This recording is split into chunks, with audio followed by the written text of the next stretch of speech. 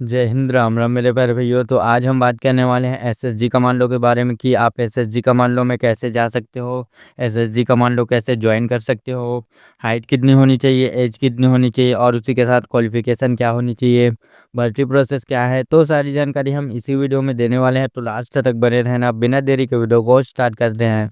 तो सबसे पहले मैं बता दूं कि एसएसजी कमांडो एक स्पेशल फोर्स है जो जल, थल और वायु तीनों में ही बेहतरीन हमलों के लिए जाने जाते हैं। जैसे para SF, Marcos, NSG commando, cobra commando, इन्हीं के जैसे यह भी एक स्पेशल फोर्स है। तो अगर आप एसएसजी में जाना चाहते हो, एसएसजी कमांडो ज्वाइन करना चाहते हो, तो आप मिनिमम 10th पास होने चाहिए और उसी के साथ आपकी एज 18 से 28 वर्ष के बीच में होना चाहिए। तो आप एसएसजी कमांडो में जाने के लिए एलिजिबल हो। तो एसएसजी कमांडो में जाने के लिए कोई डायरेक्ट भर्ती देखने के लिए नहीं मिलती।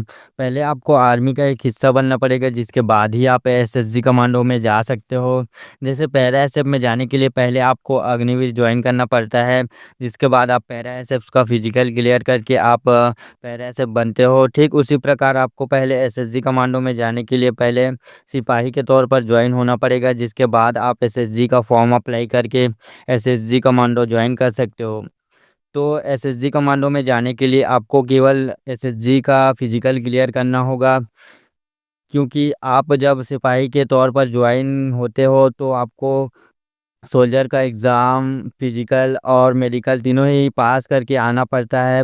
तो आपको एसएसजी कमांडो में जाने के लिए दोबारा एग्ज़ाम, मेडिकल दिलाने की ज़रूरत नहीं होती।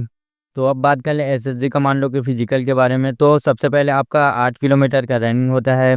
8 किलोमीटर की रनिंग को आपको 40 मिनट से पहले कंप्लीट करना होता है। अगर आप 8 किलोमीटर की रनिंग को 40 मिनट से पहले कंप्लीट नहीं कर पाते, तो आपको सीधे बाहर कर दिया जाएगा। ये कहने का 40 मिनट होता है, असल में आपको 35 मिनट से पहले 8 किलोमीटर की रनिंग को कंप्लीट करना होता है, जो कि बहुत ही लंबी रनिंग है टाइमिंग के हिसाब से।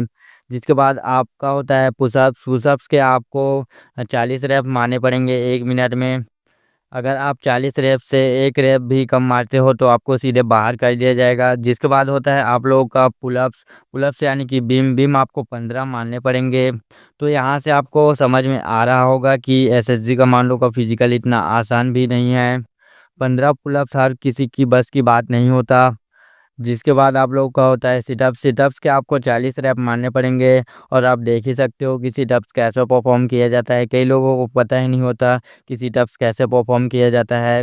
लास्ट में वो होता है आपका स्विमिंग, यानी कि आपको तैराकी आनी चाहिए और इन लोगों के हिसाब से कम 2 साल का एक्सपीरियंस तो होना चाहिए तैराकी का। तो अगर आप इन सारे फिजिकल को क्लियर कर लेते हो तो आपको एसएसजी का ट्रेनिंग के लिए भेज दिया जाएगा।